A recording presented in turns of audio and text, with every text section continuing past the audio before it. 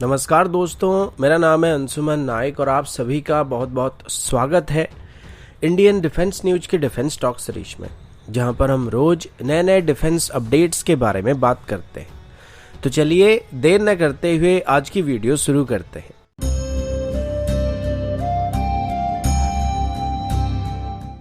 आज की पहली अपडेट भारत और रशिया की तरफ से है। रशियन मीडिया की तरफ से पिछले 2-3 दिनों से काफी बढ़ चढ़कर अपनी सिस्टम्स को भारत को ऑफर करने की बात की जा रही है। आज इसको लेके मीडिया में कुछ खबर सामने आया था, जिसमें स्पेशली भारत और रशिया के बीच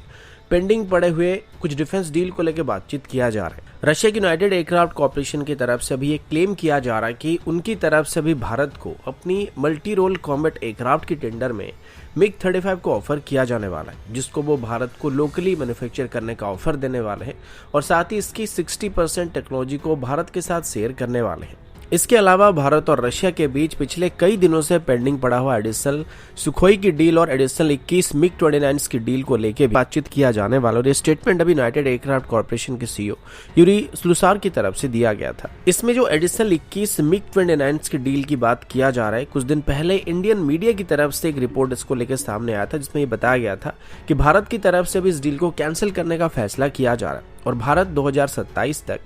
MiG-29 को रिटायर करने वाला है। तो इसको लेके अभी रशिया की तरफ से बताया जा रहा है कि अभी तक उनको भारत की तरफ से ऑफिशियली इसके बारे में कोई भी जानकारी नहीं दिया गया कि डील जो है वो कैंसिल होने वाली है, और उनके मुताबिक जल्दी से इसको लेके दोनों के बीच बातचीत शुरू होने वाला है। इसमें एडिशनल 12 सुखोई की डील के साथ साथ रशिया की तरफ से भारत को अपनी एग्जिस्टिंग सुखोई फ्लीट को अपग्रेड करने के लिए भी रशिया की तरफ से ऑफर दिया जाने वाला है, और इसके साथ ही रशिया पर जो एडिशनल सैंक्शन वगैरह अभी लगाए जा रहे हैं उसकी वजह से रशिया की तरफ से अभी अपनी एयरक्राफ्ट में इस्तेमाल होने वाले वेस्टर्न ओरिजिन एवियोनिक्स सिस्टम को इंडियन सिस्टम से रिप्लेस करने का प्लान किया जा रहा है, जिसमें इंडियन वेंडर्स को रशियन एयरक्राफ्ट्स के लिए एवियोनिक्स इक्विपमेंट को सप्लाई करने के साथ साथ और जरूरत पड़ने पर इनको भारत में जॉइंटली मैन्युफैक्चर करने का प्रस्ताव रशिया की तरफ से दिया जा रहा है।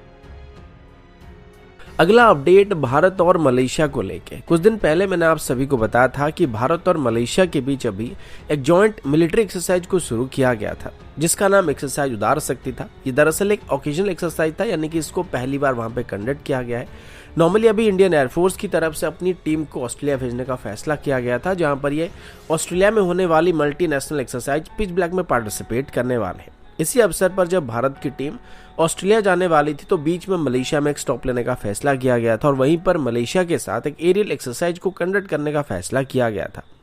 इसमें इंडियन एयरफोर्स की तरफ से जो टीम भेजा गया था उसमें Su-30 MKI, C-17 और IL-78 जैसे एयरक्राफ्ट को वहां पे भेजा गया था। अब इसे करने के पीछे एक मेजर कारण ये भी था कि भारत की तरफ से भी मलेशिया को तेजस के साथ साथ अपनी कई डिफेंस इक्विपमेंट को सप्लाई करने का प्लान भी किया जा रहा है, जिसमें तेजस की डील के साथ भारत की तरफ से कंबाइन में मलेशिया को उनकी सुखोई फ्लीट को सर्विस और मेंटेनेंस जैसे फैसिलिटी को प्रोवाइड करने का प्रस्ताव दिया गया था, और ये ऑफर मलेशिया को और प्रोवाइड नहीं कर सकता है। अभी दोनों देशों के बीच जो एक्सरसाइज को कंडक्ट किया गया था उसमें भी मलेशिया की तरफ से अपनी सुखोई को भारत की सुखोई के साथ डिप्लॉय किया गया था, जिसमें इंडियन एयरफोर्स और रॉयल मलेशियन एयरफोर्स की सुखोई एक साथ उड़ान भर रहे थे, और इसे एक मौका कहा जा सकता है जिसमें इंडियन एयरफोर्स की तरफ से लिया जा सकता है, जो कि हमें रॉयल मलेशियन एयरफोर्स की लाइट कॉम्बैट एयरक्राफ्ट की टेंडर को हासिल करने के साथ साथ उनकी सुखोई फ्लीट की मेंटेनेंस और सर्विस इश्यू को प्रोवाइड करने के लिए भारत की तरफ से उनको मदद किया जा सकता है, जो कि इनडायरेक्टली HAL के लिए फायदेमंद हो सकता है।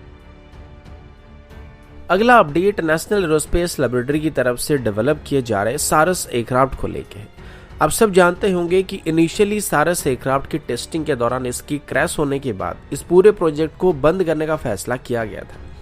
जिसके बाद 2017 में इस प्रोजेक्ट को फिर से शुरू करने का फैसला किया गया, और इसके बाद नेशनल एरोस्पेस लेबोरेटरी की तरफ से सारस एयरक्राफ्ट की मार्क 1 वर्जन यानी कि 17 सीटर वेरिएंट की सफल टेस्ट को करने के बाद अभी इसके एक मार्क 2 वर्जन को बनाया जा रहा था, जो कि एक 19 सीटर वेरिएंट होने वाला है, और इसको लेके अभी नेशनल एरोस्पेस लेबोरेटरी की तरफ से बताया जा रहा है कि वो अभी सारस मार्क 2 एयरक्राफ्ट की पहली प्रोटोटाइप को बनाना शुरू करने वाले हैं, जिसके बाद इसकी पहली यूनिट को